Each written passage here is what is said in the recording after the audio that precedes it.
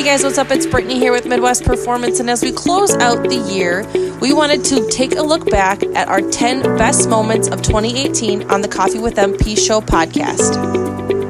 Episode 6, you're upset with the results you didn't get from the work you didn't do. Again, everybody has a story. Everybody's like, oh my God, Lauren, you're so skinny, you're so fit. But internally, there might be a battle, right? And a lot of us don't know what the other person's battle is, right? So it goes back to that why. And that's why here at Midwest Performance, we've made this culture where we care about your well-being, right? It's more than just a workout. Right, and that's the nice thing that I really liked about this, about here, and why part of the reason I decided to join is that you do treat it more like a community. You guys are business women, obviously, but you don't take advantage of, how can we get more money out of our members? That's not what it's about. Right, exactly. It's much more about, okay, how can we help everybody be their best? Episode number 7, start talking yourself into things instead of talking yourself out.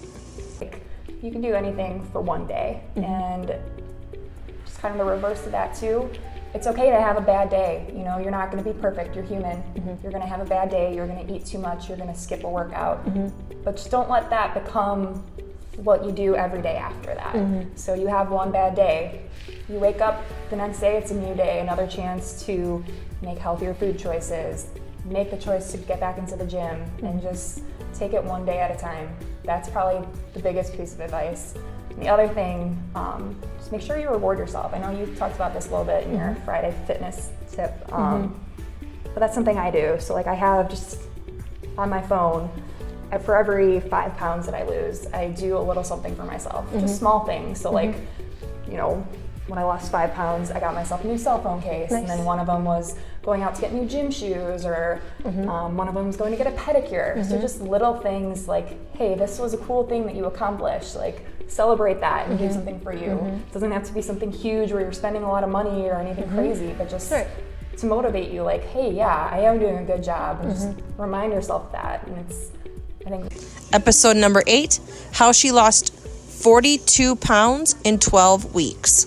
Lose it, I'd gain it. It was this roller coaster of just madness. I think, like you said, I tried cabbage soup diet.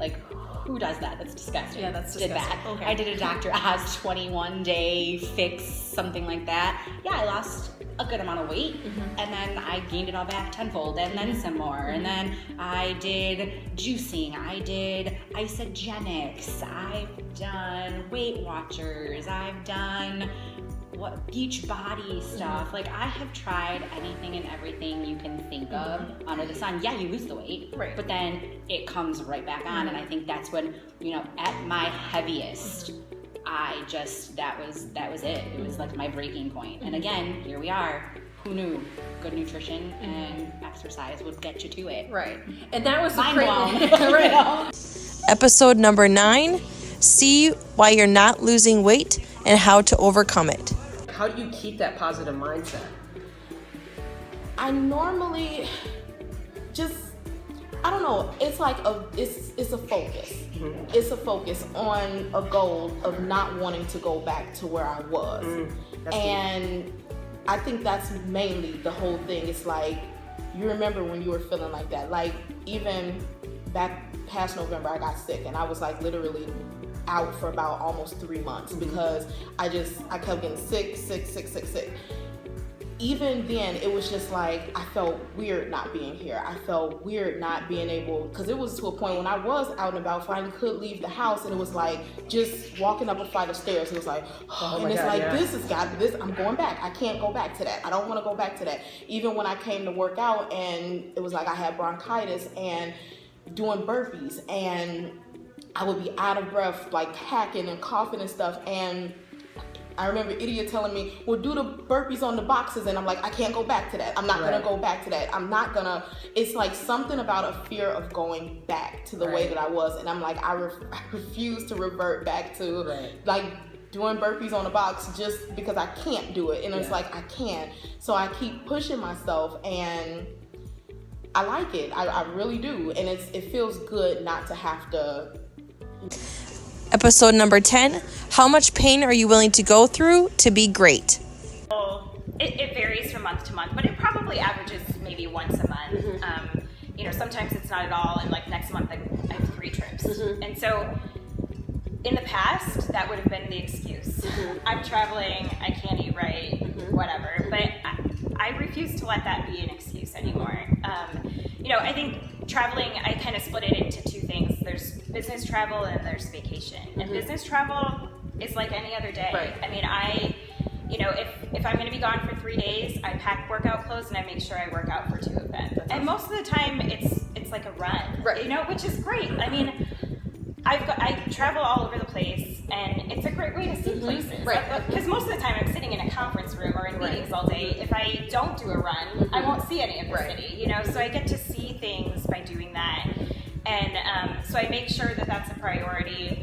I pack oatmeal and protein so that I start my day off right with a good breakfast. I pack protein bars.